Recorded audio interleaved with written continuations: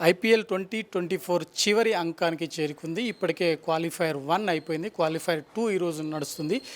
ఈ మ్యాచ్ పైన అభిమానుల్లో ఒక ఆసక్తికరమైన ఉత్సాహం అయితే కొనసాగుతుంది. ఎవరు గెలుస్తారని అందరిలో ఒక క్వశ్చన్ మార్క్ అయితే ఉంది. దీంతో అంటే ఈ మ్యాచ్ పైన అసలు ఏ విధంగా ఉండబోతుంది, ఈ బలాలేంటి, బలహీనతలేంటి, ఎవరు ఎక్కువ మెజారిటీగా గెలిచేందుకు ఎక్కువ అవకాశం ఉందో దానికి సంబంధించి మనతో మాట్లాడేందుకు క్రికెట్ విశ్లేషకులు మోహన్ మనతో పాటు వారిని అడిగి తెలుసు. సార్, ఈ క్వాలిఫైర్ 2 మ్యాచ్ని ఏ విధంగా చూడొచ్చు, ఎట్లా ఉంది? ఎస్ఆర్హెచ్ కానీ ఆర్ఆర్ కానీ ఈ మ్యాచ్ వాళ్ళకి క్యాప్టెన్ కావచ్చు, లేదంటే బౌలింగ్ కావచ్చు, బ్యాటింగ్ కావచ్చు, అక్కడ ఉన్న పిచ్ ఏ విధంగా ఉండబోతుంది? చాలా మంచి మ్యాచ్ అండి. ఎందుకంటే ఆర్ఆర్ అండ్ ఎస్ఆర్హెచ్ ఇది గెలిస్తే మనం ఫైనల్కి డెఫినెట్లీ మనం పోవచ్చు అని ఒక నమ్మకం ఉంటుంది. బట్ నా ఉద్దేశం అంటే ఆర్ఆర్కి మంచి ఛాన్సెస్ ఉన్నది.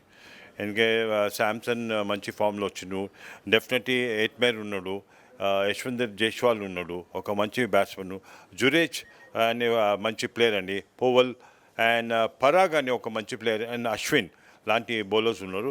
బట్ ఓవరాల్ చూస్తే ఆ రోజు బాగా ఆడాలి. T20 ఫార్మాట్ ఆఫ్ గేమ్ ఎట్లా అంటే ఆ రోజు బాగా ఆడాలి. అంటే ఎస్ఆర్హెచ్ టీంలో కూడా తిరుపతి లాంటి ప్లేయర్స్ బాగున్నారు.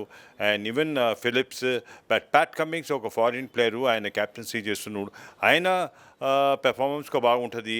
క్యారసన్ ఉన్నాడు, ట్రావిస్ హెడ్ ఉన్నారు, వీళ్ళ పెర్ఫార్మెన్స్ పైన చాలా డిపెండ్ ఉంటుంది. అండ్ నితీష్ కుమార్ రెడ్డి ఫ్రమ్ ఆంధ్ర, ఆయన ఒక మంచి ప్లేయరు, ఆయన పెర్ఫార్మెన్స్ చేస్తున్నాడు, ఆయన పైన చాలా డిపెండ్ అయి ఉంటుంది. భువనేష్ కుమార్ ఒక మంచి బౌలర్ అండి, ఆయన పైన డిపెండ్. అంటే ఈరోజు మ్యాచ్ చాలా ఇంట్రెస్టింగ్ ఉంటుంది. ఎందుకంటే ఇది ఫైనల్ మ్యాచ్, ఇది మనం గెలిస్తే ఫైనల్కి పోవచ్చు అని అట్లాంటి ఉద్దేశంతో వీళ్ళు మంచి పెర్ఫార్మెన్స్ ఇస్తారు.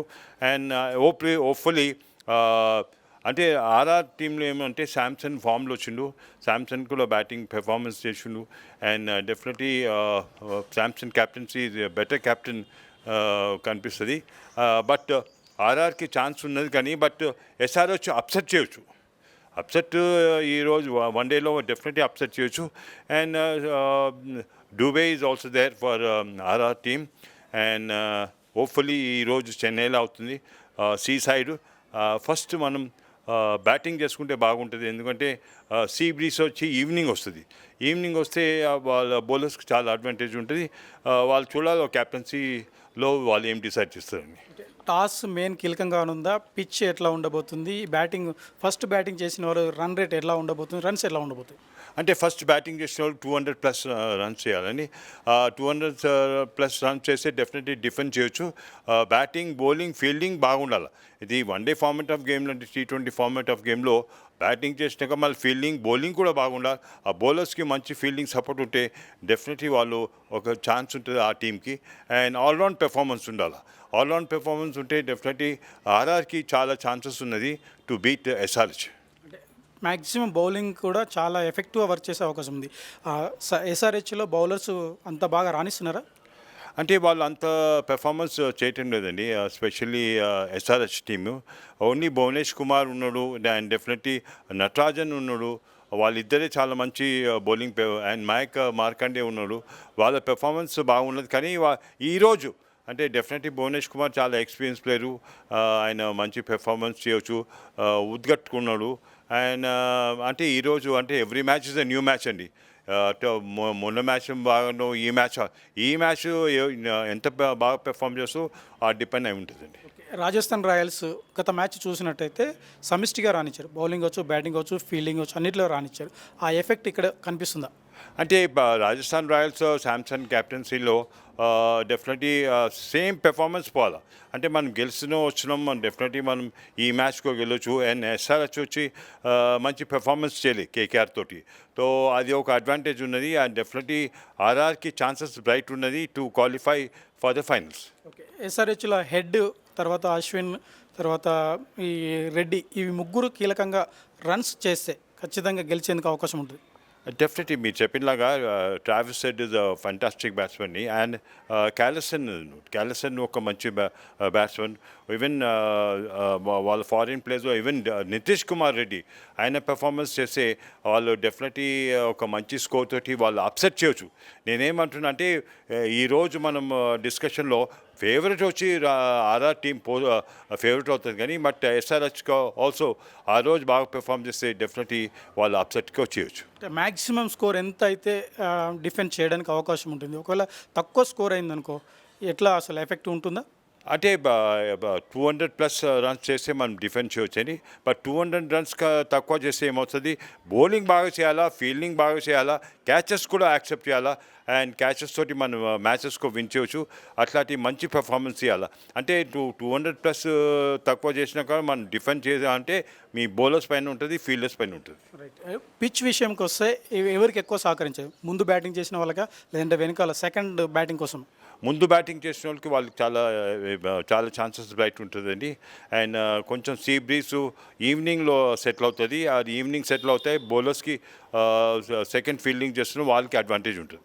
ఓకే. అంటే మొత్తం మీద ఎక్కువ రన్స్ చేయాలి, ఫీల్డింగ్ పటిష్టంగా ఉంటే ఖచ్చితంగా డిఫెండ్ చేయడానికి అవకాశం ఉంటుంది.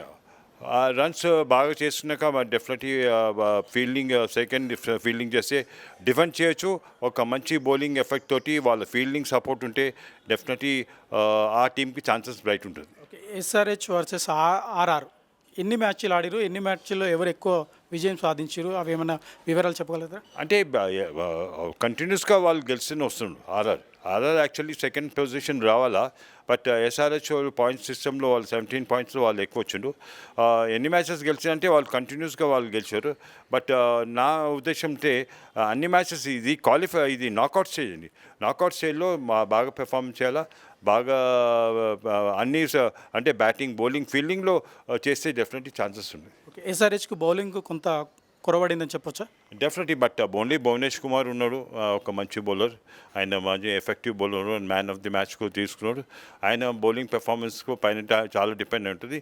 నటరాజన్ ఒక మంచి బౌలర్ ఉన్నారు, ఆయన కూడా పెర్ఫామ్ చేస్తే వాళ్ళ బౌలింగ్ పెర్ఫార్మెన్స్ బాగుంటుంది. ఇంకా కెప్టెన్స్ విషయం వస్తే అసలు ఎక్కువ వర్క్ చేసింది అంటే బర్డెన్ తీసుకున్నారు, కానీ జట్టు నడిపించే విషయంలో కెప్టెన్స్ కీలక పాత్ర పోషిస్తారు. ఇరు జట్లకు సంబంధించిన కెప్టెన్స్ విషయంలో మీరు ఏం చెప్తారు? అంటే సంజు శాంసన్ వచ్చి ఇండియన్ ప్లేయర్ అండి, ఆయన చాలా కూల్ క్యాప్టెన్. ప్యాట్ కమింగ్స్ వచ్చి వాళ్ళ ఆస్ట్రేలియన్ టీంలో వాళ్ళు ఎట్లా క్యాప్టెన్సీ చేస్తూ వాళ్ళు కొంచెం డిఫరెన్స్ ఉంటుంది. So definitely Indian player captaincy and Australian క్యాప్టెన్సీలో మనం చూడాలి ఈరోజు. Thank you sir, thank you so much. మొత్తంగా ఇప్పుడున్న పరిస్థితిలో అంటే ఎస్ఆర్హెచ్కి బౌలింగ్ కొంత లోపంగా కనిపిస్తుంది. బ్యాటింగ్ విషయంలో అయితే ఇరు జట్లు కూడా సమానంగా ఉన్నాయి. ఆర్ఆర్కి సంబంధించి బౌలింగ్ కలిసి వస్తుంది.